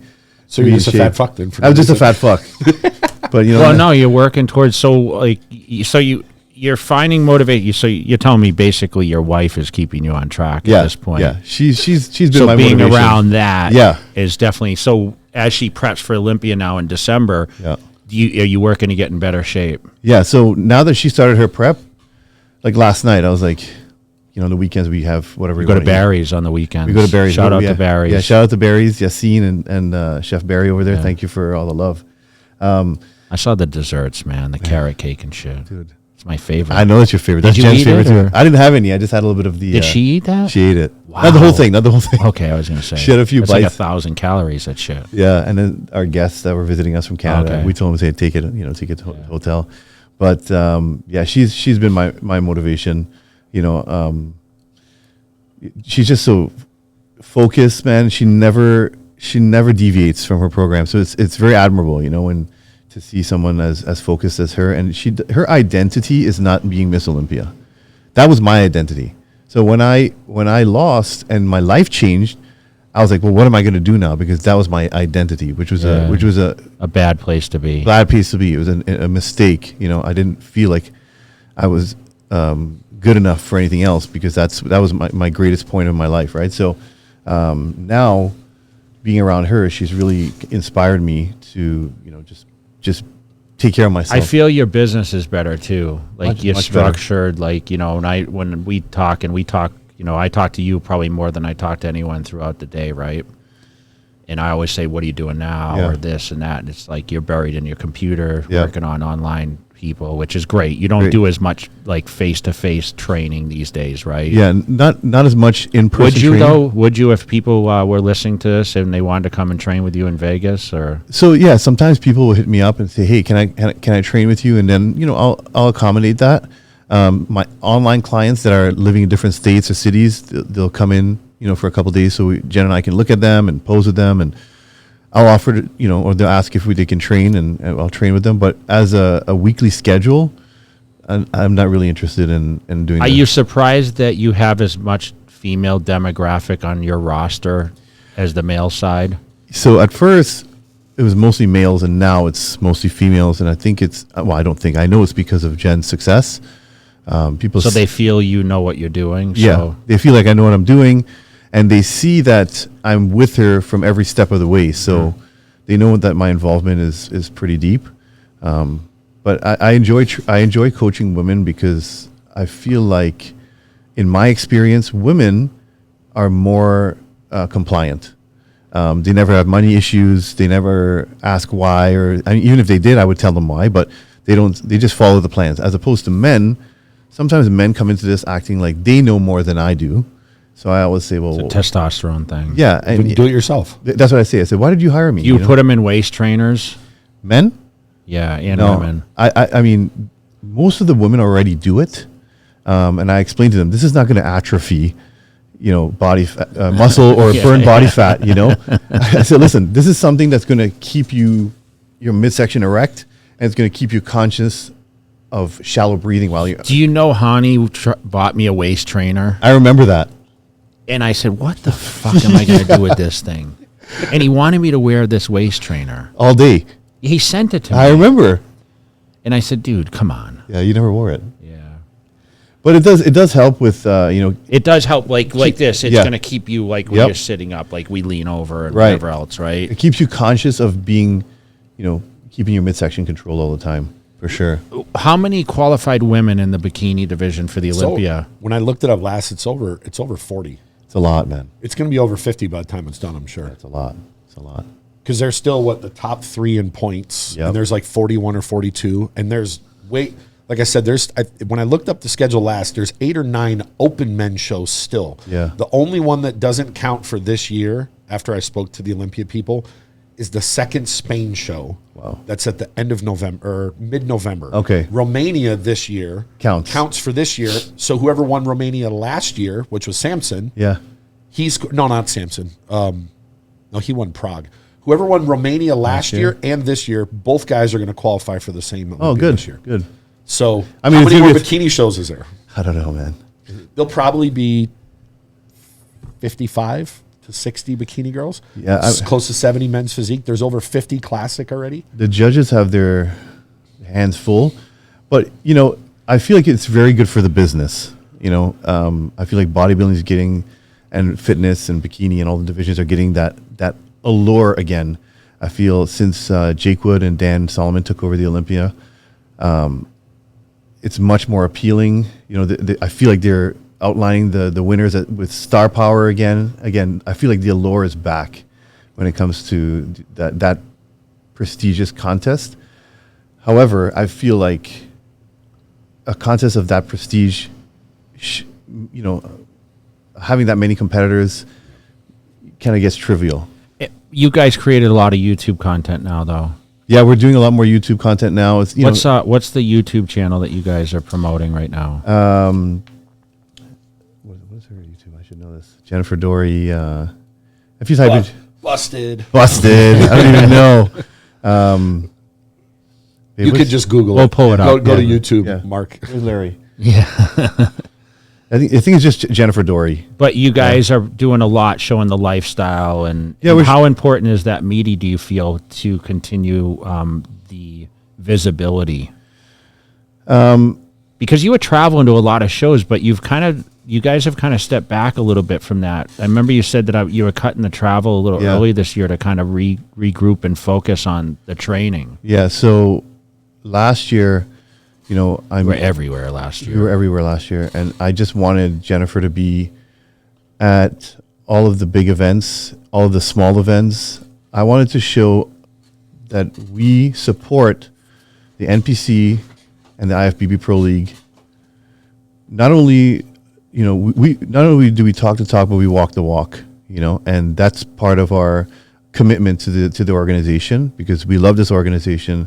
It's created a lot of opportunity for us. It puts food on our table, and that's our way of giving back. We went out of our own pocket to all of these events, and it was important to me for Jennifer to engage with her fans. And I felt like the best way to do that was being present and doing this with intention. Our intention was for her to engage with her fans and her to have become familiar with judges and show promoters and people within the business, I wanted everyone to know Jennifer off the stage, not just on the stage. And she's so articulate, she's lovely, and everybody loves her. And that was important to me, and obviously to her as well.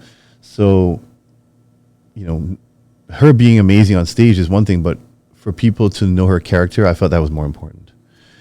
This year, we're not traveling as much because she's defending her title this year, and I know what that's like, right? So I wanted her to just be in a really good place, not too much travel and too much stress or anything like that. And we have 2 dogs that, like our children, and one of them is getting older. So we just want to spend as much time with him as possible. And she's just so zoned into her prep right now that I don't want anything to distract her. Yeah. I want to do commentary at the Olympia. I do commentary, for the men's physique division. Yeah. So you're doing it this year? Yeah, I'm doing it this year again. That's pretty cool. Yeah, I enjoy that. Is it hard to critique the people that you competed with at one point, or like some of these guys, they feel like you're disrespecting a little bit when you have to make critical points about their physiques, or do you not really get too deep into hard critiques? I don't get too deep into the hard critiques, and I feel like I have a good relationship with a lot of the guys. A lot of the guys are very respectful. Even this guy that just won, Daniel, he said, I'm the reason why he got into men's physique. And for me, that's an honor, I've heard it a million times. Yeah, that's crazy. To me, like when I hear that, I'm like, I don't know if it went over my head or I just didn't realize, but a lot of these guys started this because of me. And it's, like I said, it's such an honor. I told him he made my day, because I feel sometimes like people forgot about me. And I feel that way. Yeah. I feel like people forgot about me. And, we discussed this before. Like, I came in when social media was just starting. I started fizzling out when social media started getting very, very popular, Instagram and these types of things. And me being a little bit older than the guys that I was competing with, the younger guys were a little bit more savvy with digital stuff, right? So they were posting more and creating more content. And it's become kind of a popularity game. Who has the followers and stuff like that. I know Matt's brought that to my attention a few times about engagement and these type of things. So when I critique them, I just keep it real, and I give my opinion. I make sure I know how I'm. Yeah. I say in my opinion. You know what I'm saying? Because then if nobody's wrong for their opinion, right? Exactly. Opinion's an opinion. Yeah. What's the peak age though at men's physique? Like we're seeing like the shift in open bodybuilding. Like the guys are getting better into their 40s, which in my early era, that didn't exist. Like, Lee Haney retired at 31. So if you had to say like what a good age, like you mentioned the younger guys, like Buendia came in his early 20s. 20s, yeah. Like are the guys, a lot of the good guys not in their 30s, or they get that far? Or? You know, it's hard to say. I like to be optimistic and tell guys it doesn't matter how old you are, anything can be accomplished. You know, I mean, I turned pro at 31. I won my first Olympia, my first and only Olympia at 33. And I guess that's considered older for Men's Physique. So that's why I'm asking you, because like how old's like a Brandon and a Banks, and I believe those guys are like in their early 30s, okay, or mid 30s. You know, so but they started off younger than I did, and Jeremy was younger as well. I mean, Jeremy, I don't think he's even 30 yet, is he? I don't know. It's pretty close. I mean, yeah. So it just depends. Who else is in their 30s? Matt knows these analytics better than I do. Not the Men's Physique guy. Oh, the open guys? No. Men's Physique. Men's Physiques. There's so what about many now, it's hard Chiron Holding? I think Chiron is in his early 30s I saw him as at well. the gym the other day. Yeah, he lives here in Vegas he's now. gotten third a couple times, and Yep. we got knocked back a little bit last year, right? Yeah. Incredible physique. He just won a show. He says he's competing at the Legions. That's what he was getting ready for, because he looked good when I saw him. Yep. He poses really nice. He moved to Vegas. He left San Diego to come out here, and like we talk about all these guys trying to further their careers, you know. Yeah. I mean, you know, visibility is something you always told me about, and you know, if you're not getting seen online often, you need to be seen in person as well, I think. So I don't know what his business structure is when it comes to, you know, getting out there, but nice guy, super nice guy. You know, always pleasant. Does he have a shot to be up there? I think he does. I think, you know, but I feel like the guys that are getting the love are the ones that just kind of have that wow factor. You know what I mean? And not saying that Chiron doesn't have the wow factor, but I feel like, you know, the guys that are, you know, in the face of the NPC News Online, and, you know, they're, you know, doing interviews and these type of things, being more involved. I think that will help, because, you know, you get seen more. So it just depends. I mean, ultimately it's about the physique, right? And Brandon's been the signature for the past 3 years. So I think. Do you think Brandon can get number 4? I think he can. Well, is he already won? Is it 3? He's won 3. Oh, Yeah. so He he's won won 2, two lost in a one. row. Okay. Yeah. I think he can.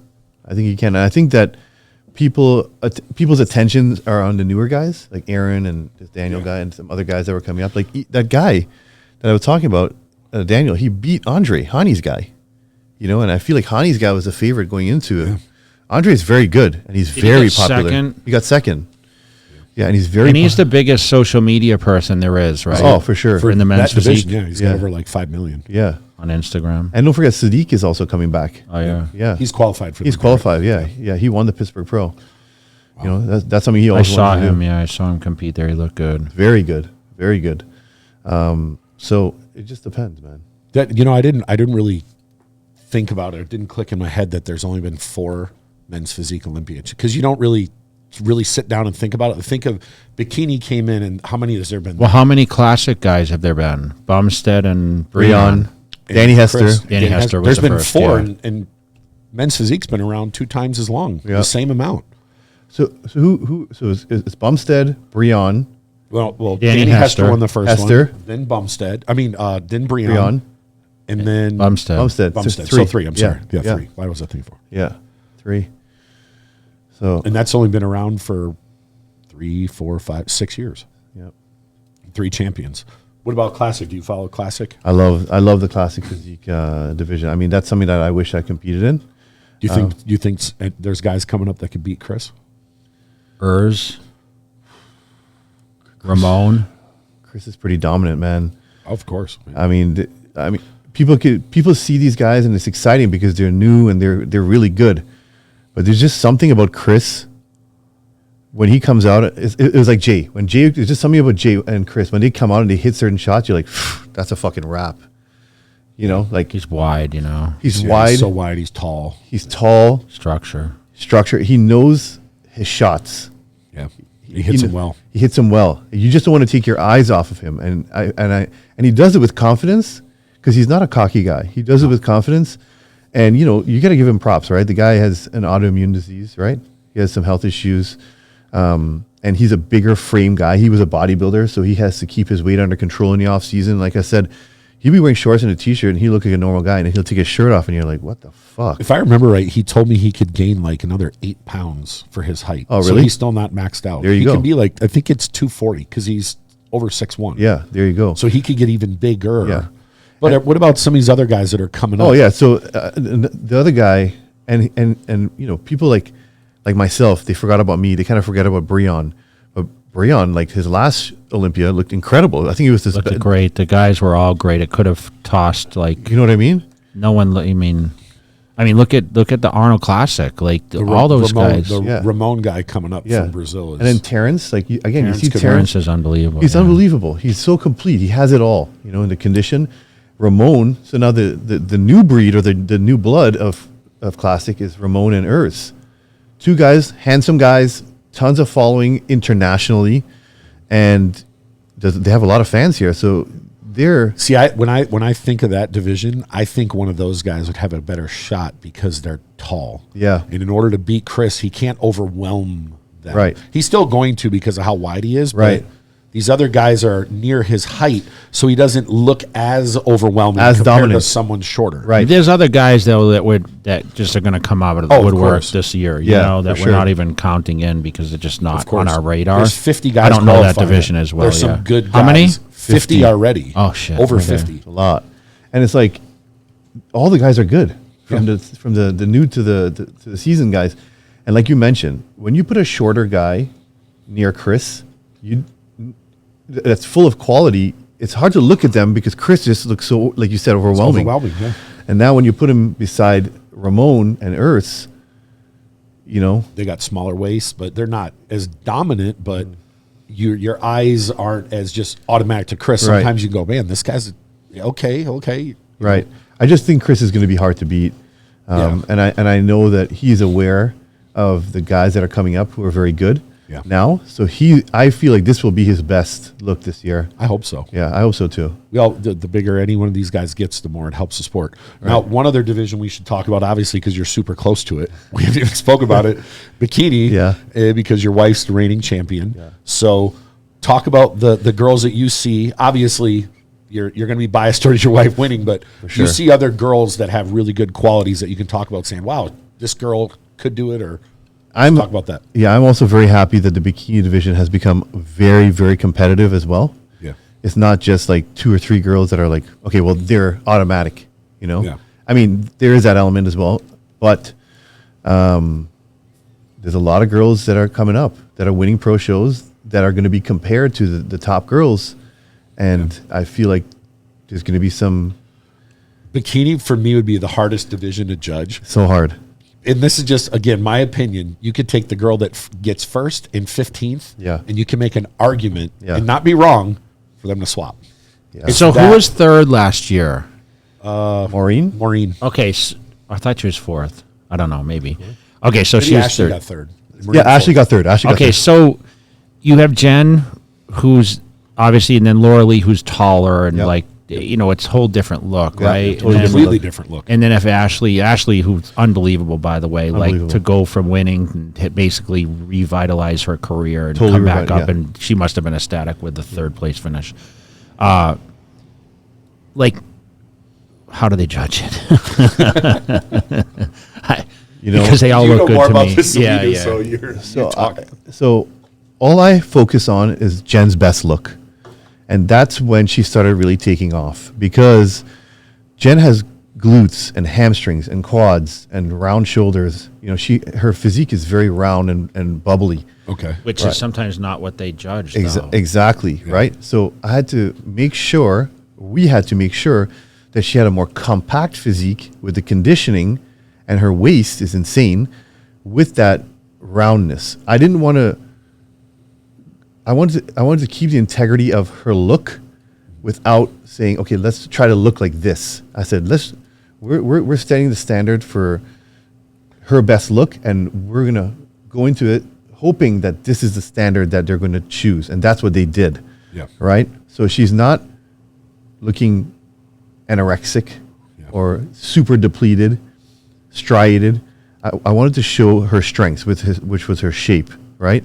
And the condition was just on point, where it was not too much separation and not too soft, I should say. I thought it was pretty clear cut. You and I were sitting watching the show, and we like both agreed, like, okay, she's got this, right? So I was at Tampa, and I think what'd she get? Third. Yeah. And then when she came back, obviously she qualified. Yep. And I think she did the Arnold then. Yep. And you saw the Arnold look, and you said, okay, if she mimics this, she's in the driver's seat, and she did. So But we were sitting at the Olympia, and it was pretty like, okay, she's going to win this thing, right? I figured she was going to win that one. Right. It's just, man, it's just, that would be the hardest. I would not want to judge that. It's hard because and I mentioned in, I think, one of the JTV interviews that we did with her, that people think, or in our YouTube, people think that bikini is just like this easy thing, you know? Bikini workout or bikini this. But finding that perfect balance of shape, structure, condition, stage presence, and poise is so hard because you can't be too much or too little, right? And, her presentation has evolved and become much better. So she's feeling more confident. And that's, I think, where her weakness was. She was feeling a little shy or bashful. And now she's come out and she went for it and she was rewarded for it now, right? So now being the champion, she's confident. So you're going to see a much superior look this year, even though that was the best look for her and she won the title that way. But because she's been rested and her mind is in such a good place, her body's responding so well. Like before she hits her front pose this year, you'll know who the winner is. Yeah. You know? I've always said this with bikini and I would always use Stacey Alexander and India Paulino as an example. They Super swag. They didn't have the best physiques, but when they walked out there, the other girls got intimidated by them because they were so and Angelica was like that. Yes, she was so confident that the girls around them would kind of crumble a little bit. Totally. And if you have the physique and the confidence, you're in the driver's seat. Totally. Yeah, you nailed it, man. I think that's what it is, and of course, I'm aware of the competitors, right? Laura Lee Chapato from Canada as well. They're good friends. They know each other for a long time. They came up together. Laura Lee turned pro a year before she did. They'll battle. Maureen. Maureen. She's pretty dangerous. She's dangerous. The oddball to me. Yeah, she's dangerous. She has a very unique look. She has a nice shape as well. And she's just kind of like Quinton. Give her a couple of years and she'll really fill out to her best look, I think. But who knows what she's going to show up with this year, right? But Laura Lee standing by herself, you're like, me as Jennifer's husband and coach, I'm like, okay, she's a good look. Yeah, she looks very dominant when you look at her by herself, right? And then you put her in a lineup, especially beside Jen. Her upper body is a little bit too hard, and then the lower body suffers a little bit in the condition. So the balance of condition is off. And I feel like she has a longer torso and shorter legs. So when you put her beside Jen, who has, I feel, the perfect symmetry, then you start seeing imperfections, right? Yep. And you can argue that Laura Lee has like better condition, but is condition what they're looking for in the bikini division, right? Yeah. So I think they're going to battle. I think Laura Lee's going to bring her best. And she's undeniable. She really is, because she has a lot of strong tools. But Jen is also undeniable in the fact that she has the overall perfect physique when it comes to bikini. Yeah. And I think just her look and her hair and everything that comes along with it. Who we haven't mentioned, and I always think of when Issa Piccini nails it. Yeah, she nails it. Listen, if you want to be critical, Issa Piccini, she's an Olympia champion and a deserving one. But when she turns around, she can't compete with Laura Lee and Jen and the glutes and the hamstrings. That's where that's her front and side poses. And Ashley. Ashley. We didn't even talk about Ashley. Yeah, so Jen, Laura Lee, and Ashley and Maureen are the heavy hitters when it comes to. What's the girl's name? And I forget it. The girl that just won Tampa. She's from Vegas. Yeah, Amy. Yeah, very good. Amy Velasquez. Yeah, but I saw the pictures and I was like, wow, this girl's really good. She's very good. She also is a fit body fusion athlete. Will she be a runner this year? I think she's going to get a good look because she won 2 pro shows, but then she just did the Nashville show and play second Oh, that was this weekend. this weekend. Yeah. Okay. Yeah. That's Jen won won that show that? last Sucks year. because that can hurt your momentum. It's going to totally hurt her momentum. So who won it? You know, or was it just another girl that isn't a big name? Oh, what's her name won it? Vanya. Vanya won it. And Vanya, amazing physique, amazing shape. She just hadn't nailed her condition. Yeah. And she finally nailed the condition. Yeah, lovely girl, super cool. But she had placed behind her, I think, at the other shows, or no? I think so, yeah. Okay. I think so. And Amy, her lower body is incredible, and then the upper body is not developed like the lower body. So she has some symmetry Balance, yeah. imbalances. Yeah. You know what I love about bikini though too? You'll see some girl that'll come out that you've never heard of, Yeah. and you'll look at them and go. I remember the first time I was at the first show and Margaret Narr competed, and she walked out and I was like, "Who the fuck is this?" It was her pro debut, and she smoked everybody. Yeah. She nailed it. Yeah. And you never heard of her, just some girl from Iceland. Yeah. And at the Olympia, you're going to see some girls that are there that we might not have seen that won a show in Poland Yep. or somewhere else that could be a factor. So I'll tell you what's special about this Olympia. Ashley Kalwazer, 3-time Miss Olympia, the highest pro wins Of any of all division. time. Yeah, of any division. Isa Piccini, Olympia champion. Janet Leog, Olympia champion. Jen gets to beat all of them this year That's good. and then put the stamp on it. And then the other thing I would Undisputed. say too, all of those, and then if you add Laura Lee and yeah. her 6 Arnold champions Yeah, that are yeah, in that group. yeah. So yeah, we're very excited about it. Jen is looking She forward should be to it. pumped, hell yeah. She's super pumped. This is what she wanted. She wanted to be in the lineup of the best Yeah. and we're excited. Yeah, it's gonna be great. What do you think? I think it's great. You know, I guess he decided who he's picking for the Olympia bikini division. sure. But He's not going to come out public. He's going to keep it quiet. Yeah, you think Rami repeats? man, I like Rami a lot. We haven't seen him. You know, we haven't seen him. And We saw him at 336. yeah, we saw that one picture, and you know, you can't translate what people post online. I know. Because you see these guys in backstage and you're like, what the fuck? They look crazy online. Not Rami, but just sometimes general, people yeah, in general. yeah. You see these guys online and then you see them in real life and I'm like, what the fuck is going on? Like, so you just never know. But I think you guys would agree. The guys that are getting or being the most progressive are Nick Walker and Hunter Labrada. Yeah. Can Nick pull it off? I Can think Nick Walker win the Olympia? I think he can. I think he can. There's a lot of talk about it. There's right a lot now. of there's a lot of talk about him and a lot of talk about it. Nick is young and Nick is very focused. You know, whatever He's he as focused as anyone I've seen. whatever he does in his personal life is, who cares? You know what I mean? I mean, I don't know, you know, all the details about, you know, I know he's We're working good with a new, friends with him, though. I mean, you talk to him pretty often, right? not as often as before. You know, he moved and, you know, he just, I don't like bothering people when they're, you know, focused. He's very dedicated, dude. He's very dedicated. He trains his ass off, and he just says it like it is. You know, he's not one that's going to come out and be like, this, that. He's like, this is what I'm doing. My goal is to be the best in the world. And a lot of people didn't think he can win the Arnold, and they didn't think he can do certain things, and he proved them wrong. Did you know? see Clarita when he was here? I did. Yeah, How huge is he? he's huge, man. He's so round. Yeah, crazy, right? He's wearing like, you know, he wears like a 5X T-shirt I know. when he should be wearing like a 2X. I mean, he just likes wearing them big. But you can just see everything right through that shirt. Chest, shoulders, everything's crazy. I saw Jamie the Giant too.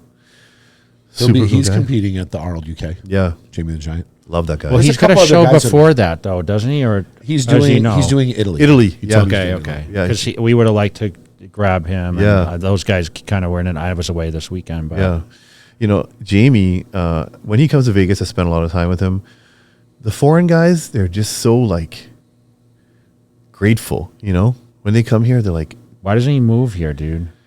It's Did he talk about it it's at all? different for him, you know? He's got a wife and a family. They got kids and stuff. So it's not that easy just to pick up when Of you're. course, it's not like Kamal when he came over. Yeah. He lives in Tampa. Yeah, now. I actually got to speak to Kamal backstage at the Texas. What a nice guy, man. I Yeah, love that he's a guy. Great guy. He's so nice, and he's like, you know, I brought my kids, you know, to have a better life, and he's amazing. I mean, and especially in that lineup, dude. he's right there in the mix with everybody, you know. So Yeah, we didn't really talk about the 212 a whole lot. Well, because we don't know if Lunsford's actually going to do it or not. Okay, I'm going to put you on the spot. Should Lunsford get an invite? Your opinion? invite to what? The Open. The Open? Why not? You know, Jay and I saw. Were you there in Pittsburgh? No, I didn't go this Yeah, Jay. You remember we saw him on stage guest posing? I mean, yeah, he looked the best because obviously he's got the best shape, right? And of the group, he was probably the leanest, so you could see more. Yeah. Right. You could see more shape. Yeah. But I believe he was 260. Yeah, just under. Yeah. He's in the mid 250s now. They actually pulled a scale out at that guy that came up to you and said, "Go stand on the scale." He did it to Lunsford. He was like 256. There you go. So I mean, for him to be really competitive, what does he have to be, like 240, 230 something? Yeah, I don't know. I mean, I don't know. I thought I had heard that he was already offered an invitation, just maybe not publicly, but we'll see. I mean, usually they don't have to do an invite, Right. but I mean it's definitely of interest to the fans, right? For sure. But we've decided, and we talked about a lot of divisions today, which we haven't really spoke about on this podcast. This may be the most competitive Mr. Olympia of all time. And we say this every year. I know. But this year, dude, to be in the top 10, we talked about it with Milos last week. Fuck, bro, it's going to be crazy to be in that top 10. If you're in the top 10, you're legit, because there's like 30 qualified There's guys. 27 right now qualified with points. Yeah. And there's eight or nine more. So there's guys that are going to be outside the top 10 that are damn good bodybuilders. yeah. There Not could be to guys. say- There could look, and I know people get their feathers ruffled by this. There could be guys in the top 5 last year that could get pushed out. Imagine if a bunch of guys with crazy shape come into it and nail it. I mean, why are people getting their feathers ruffled because of that? Well, you know how it is. It's the truth. A lot of people believe where they place, they're only going to get better. No, I know, but talking to the experts, just Milos even said, like, he expects the top guys to be the top guys again. Oh yeah. Yes. Listen, here's a guy we didn't talk about, Samson. Yeah, well, we Samson did talk could move about into the top Samson. five. We did. He could move into the top 5. See, everyone's talking about Samson, but I don't know really. I mean, I watched him at the Boston and the Arnold, but What do you think? I thought he was good, but he didn't place well enough to be like a contention to battle a Rami or a Hadi I Chupin. think He got 4th or something. No, I think he got 4th at the Arnold. Okay. I think he got 2nd or 3rd at the 3rd. But everyone's saying how crazy this guy is. Because he's going to be approaching 300 pounds and he has shape. He has that nice shape, man. He has that nice shape. Plus. He has a nice shape. Yeah, you're right, Jay. Like He's dense. This is going to be a But very yeah, you're the not the only person that said Samson. We keep talking, and you keep bringing it up. Samson could be. He's Listen, guys But didn't right he now. compete against Regan and won or lost? He competed against Nathan and Regan. Regan beat Samson at the Egypt show. And then Samson beat Nathan and Regan in Prague. But then Nathan beat Samson the 2 shows before that. But listen, Nathan DeAsher, dude. We haven't even. No one's talking about Nathan Because DeAsher. he hasn't been here for 3 years. No. But he will be This this is year. a guy that he's qualified for the Olympia. Yeah. Yes. Yeah, hell He's yeah. qualified every year. He just couldn't get here because of visa issues. Right. And He's qualified But why numerous is no one times. talking about him? again, I mean, the social media thing, like if you're not visible, people start forgetting, you know what I mean? And it could be a good thing or a bad thing because he could show up looking freaky and people go, what the fuck? Remember Because him? you got to think, Nathan's only done the Olympia twice. He yeah. got 9th and 7th and 8th. And listen, to look at him on stage, you keep your eyes on him as well because Of course. he poses well and his physique is freaky. Regan's coming. Regan's We all coming. say this. Listen, He's coming. listen, He's coming. He looks this right. You just saw him. He looks amazing right now. Mid 290s. He's lean. He's huge and he's lean. Yeah. So, don't count him out either. You know what I mean? I feel like he's one of my favorite guys too because I know him personally. And he's a Canadian. And he's Canadian, But, I feel like if Regan wants to, Yes. Yeah, but like I said, if I got a hold of Regan, I'd lock him in the house. Just lock him he up, wouldn't man. be allowed to leave. yeah. And he would just train. He's getting the training done, that's for Yeah. sure. It's 4 months. You know what I mean? Just shut it down for 4 months. Yep. Because like I said, like his muscles look nice and he looks full and big and lean. So Yeah. I mean, even when we see him at the gym, it's Yeah. like, and I know people give him I haven't shit. seen him lately, so be a good judge. I'll Yeah. be a good judge when And I he's see strong. him. 'Cause He's people give him shit because he's using the newbie and they're like, oh, you don't live that much weight. It's like, he's still doing 385 on the incline for 10 with a pause and the newbie, which most people can barely do one plate with. Exactly. He's strong as a bull. Yeah, he's super strong. So I feel like he's in a good place right now. He's here living in Vegas right now, and he's under the supervision of yourself. Kind of. So what the fuck's he know? I don't know shit. All I do is guide. That's it. So I know he's got good people. Daddy Slim. Yeah, Daddy Slim. I hope he gets compared in the mix, because I think he's great. So. See what we were talking about before with the tall guys, that helps him. Sure. When there's a Samson who's 6 foot. Yep. When there's Andrew Jacked, if the Crizzo guy gets up there, Rami, even like Rami's short, Rami's 6 feet tall. Yeah. He's my height. Yes. There's 4 guys right there. If Kuklo gets in the mix, or there's a lot of guys that are 6 foot that have shape. It helps someone like him. How tall is Ian Valier? He's like maybe 5. He's my height. He's my height. Oh, is he? Yeah. He's big. He's a massive dude. Wait, no one even brings his name. Yeah, he's thick. So yeah, like Jay said, there's a lot of good guys that are going to get pushed. Yeah. But who else we don't talk about? Bonac.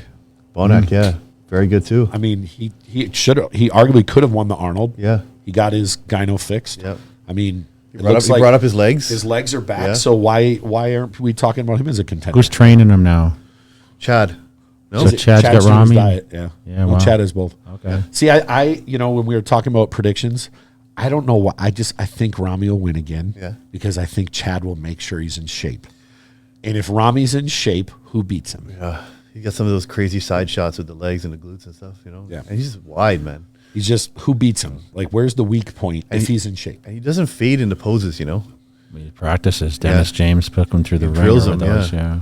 He doesn't fade. If he's off, yeah. There's a group of guys that can go anywhere from 2nd to 10th. Any one of those guys could. Yeah. Listen, guys, no one at this Olympia can be off. You gotta be on, because it doesn't matter if you were 1st, 2nd, or 3rd last year. If you're off, there's guys that are right there, man. To fill the gap. So it'd be a great Christmas for some of these guys coming off that. So. It's going to be at the Planet Hollywood at Zappos Theater, which is a phenomenal theater. You got to tour it, Matt. I went and toured it the other day when they were in town. I'd never seen it before. Oh, it's great. You kind of look around and you're like, oh, this shit's legit. Because that theater is set up for this type of production, right? Yeah. And if you've ever seen a show there, I've seen who have I seen? Britney Spears and J-Lo, and I saw J-Lo there. The first person that comes to his mind is Britney Spears. I see Mark in the front row. But you saw a show there, so there's no bad seat in the house. I saw the Miss America, whatever. Yeah. Oh, that's right. Yeah. So that's exciting. And then the expo is going to be at the Venetian. It's back in Vegas, so we're happy with that because we're all local. Yeah. And then Jen's going to win it at her hometown. So where's Jen's after party going to be then? We're negotiating with some places right now, so we'll keep you guys posted. Good.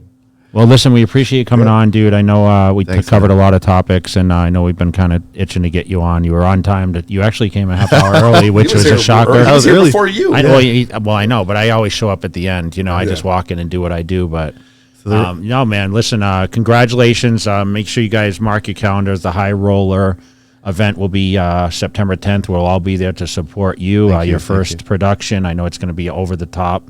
Thank you. And let's keep everything updated. We'll be talking about Jen, and of course we'll have you back on at some point. I appreciate it, man. Thank you so much for having me on.